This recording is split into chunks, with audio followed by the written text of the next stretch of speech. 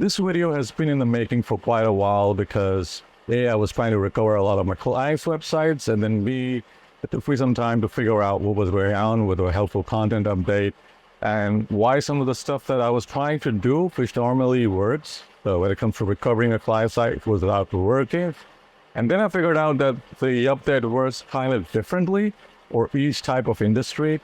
And so broadly speaking, there are some things that would work for all industries, but then there are industry-specific SEO stuff that will work.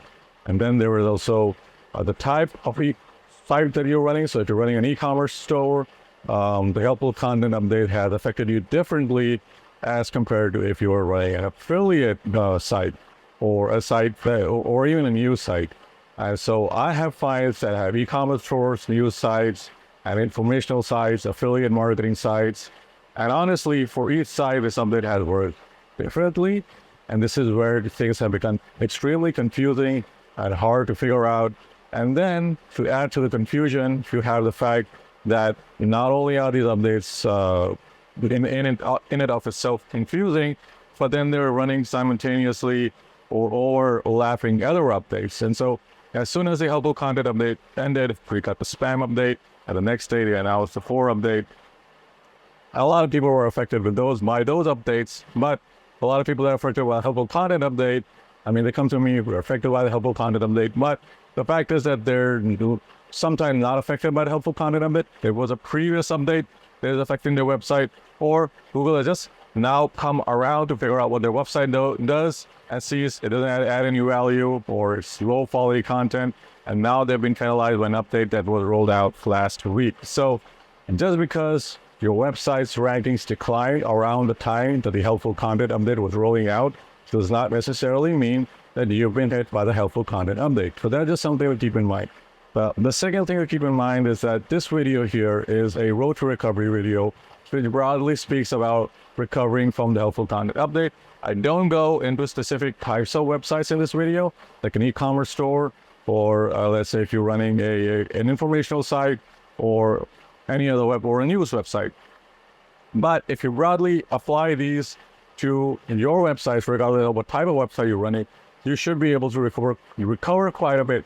Now, there are nuances to this, and I might make a follow-up video that go into the nuances of this, but for now, this is the video that I have, and this is what you should implement. And then if you have a problem, you have a question, feel free to leave a comment in the description.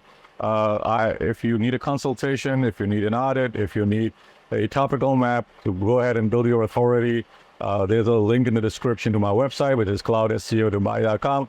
You can buy the service directly on my website, or if you're looking for a monthly SEO service, again, it's on the website, where you can also fill in the form, get in touch with me. I report you on a monthly SEO service.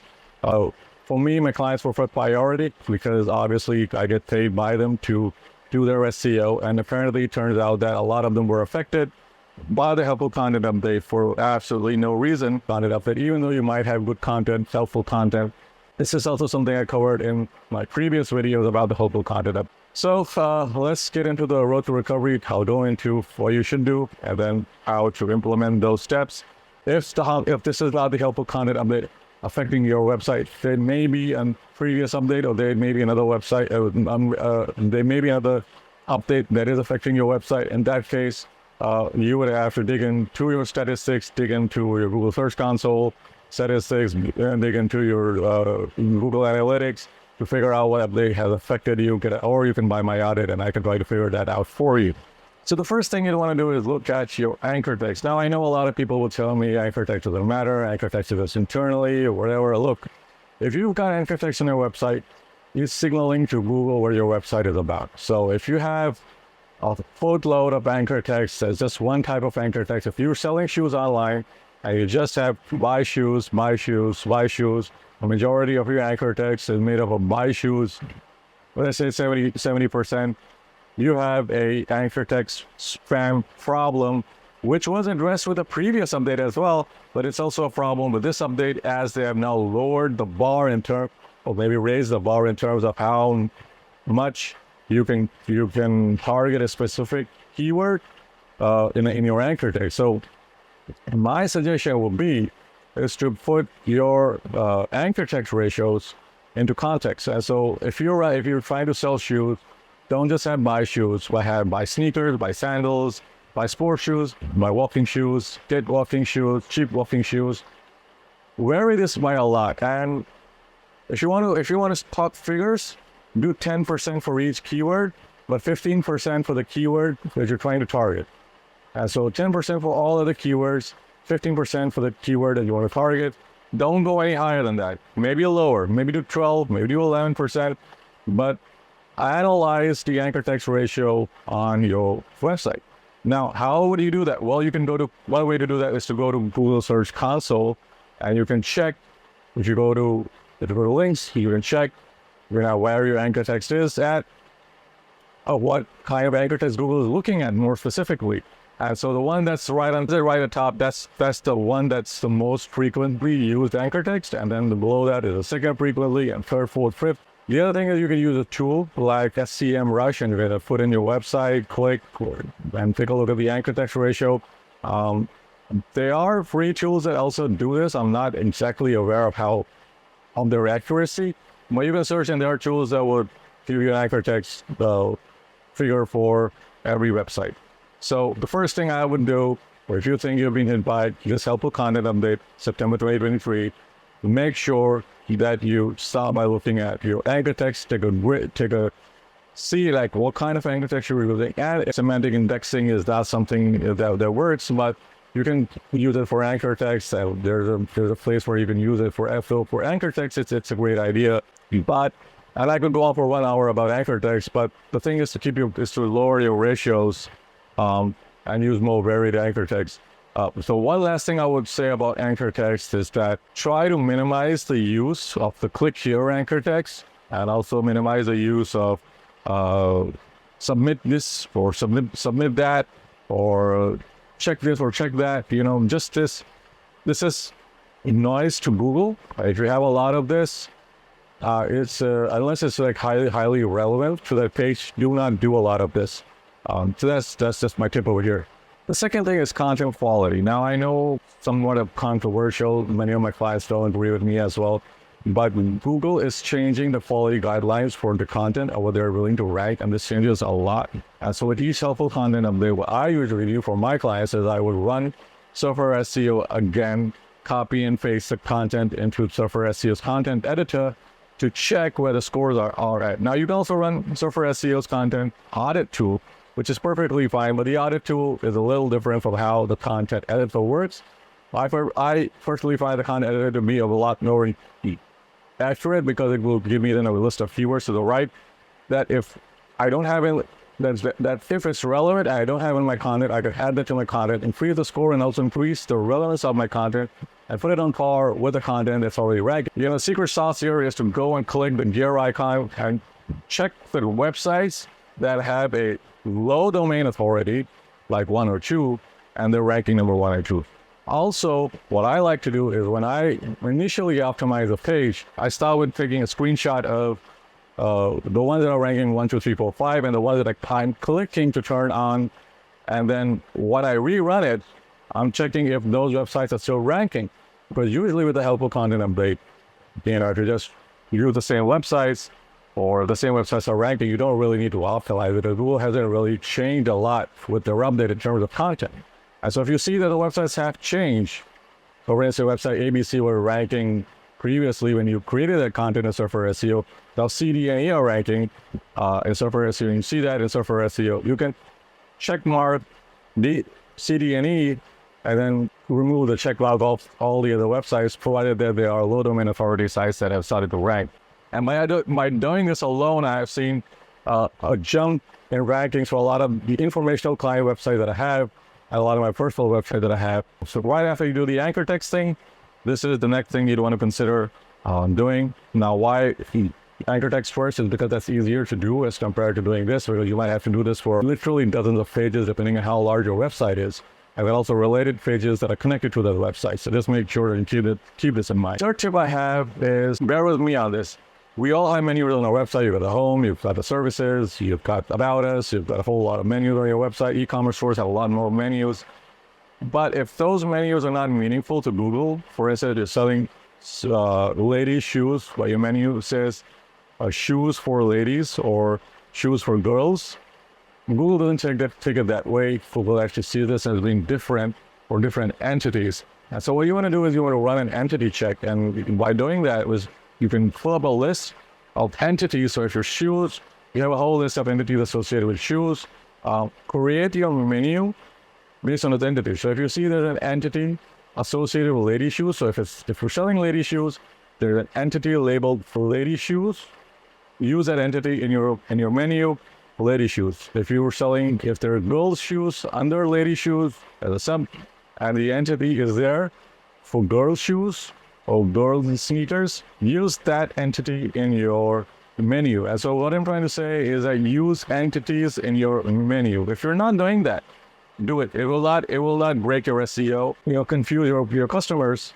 But what it will do is it will tell people, it will tell Google how your website is related to the entities that Google has already identified for your industry. And that's a very important part of doing e-commerce SEO. That's a very important part of doing SEO for affiliate websites, for news websites. But for this, for affiliate and news websites, you'll have to go and check your entities. And then if you don't have those entities in your menu, at least the main entities that are associated with your associated with your industry, if they're not in your menu, you might want to add those entities to your menu, maybe reallocate pages. If you're using WordPress, it's a lot easier to do. You can just move pages under those menu items. And I'll go into explaining why this is the case. If you don't have those entities in your menu, consider reevaluating your menu and adding those entities. The other tip is to add, and this is something that I've been working on for a while, is to stack entities on your pages. And I did a video on entity SEO that not a lot of my subscribers watched, and I urge you to watch that video because it goes into how entities work. So entity stacking is mainly adding entities to the most relevant pages on your website.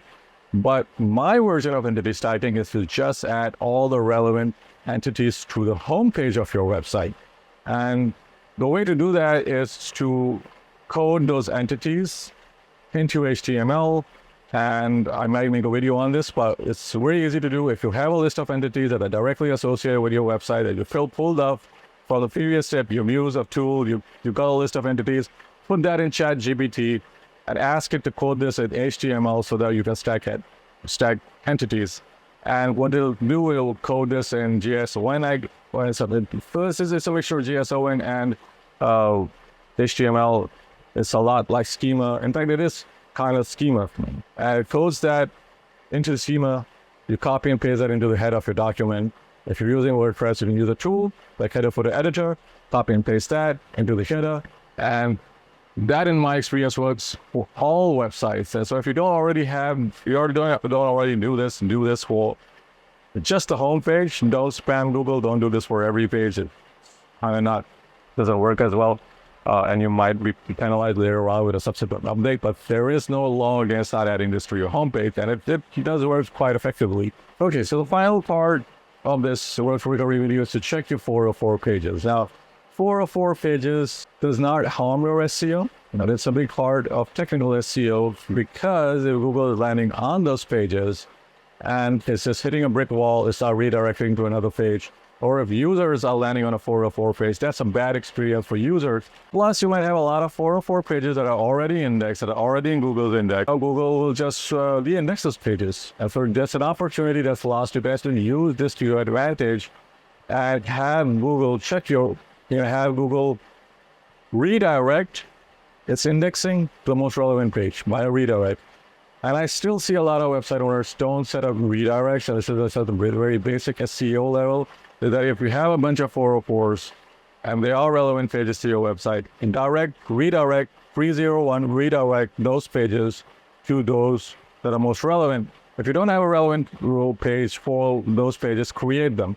If you can't create them, then at the last resort is to redirect them to your homepage. I'm not a big fan of doing that, but if you have no other option, that's the last final option that you should do. Once you set up those redirects, have Google index the page you have redirected to, not the one that was redirected. So if you redirected page B to page A, add Google reindex page A, copy and paste the URL into Google search console, and request re-indexing after you do this. Also, practically, this is what you should be doing with a helpful content update. Now, I know there's not a lot of stuff here that's helpful in terms of, Google is not looking at the content itself. And as I said, Google, it doesn't understand content. It doesn't understand context. It is a machine. It's looking at what people like and what people want, mainly it. Now, this does not apply to websites in the YMYL niche, which is your money, your health. If you're one of these niches, it's a totally different ball game. This doesn't apply to you. This also does not apply to websites that are clinics. If you run a clinic, or you're doing SEO for a dentist, or you're doing SEO for a recovery clinic or a drug addiction clinic, it's a totally different thing. It's a lot work for you. So I hope you like the video, guys. Like and subscribe. Leave a comment below if you have a question.